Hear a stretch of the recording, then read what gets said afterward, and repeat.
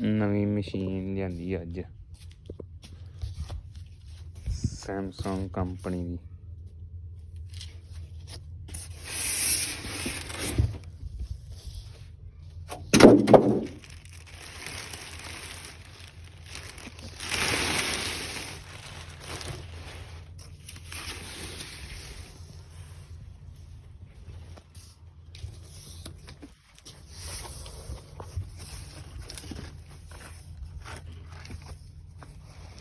ਕੱਢੀ ਬਾਹਰ ਹੁਣ ਕਿ ਇੰਝ ਹੀ ਗੱਤੇ ਰੱਖਣੇ? ਨਹੀਂ ਗੱਤੇ ਤਾਂ ਥੋੜਾ ਰੱਖਣੇ।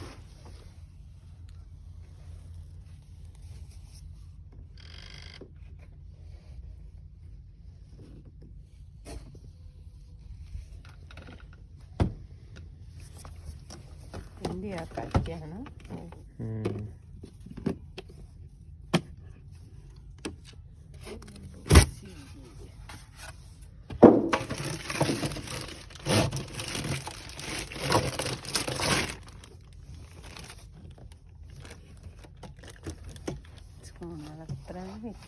ਵੱਡਾ ਵੱਡਾ ਉਹਦੇ ਨਾਲ ਲੱਗਦਾ ਤਾਂ ਵਾ ਪਰ ਕੰਬਲ ਕੁੰਬਲ ਵਿੱਚ ਪੈਣ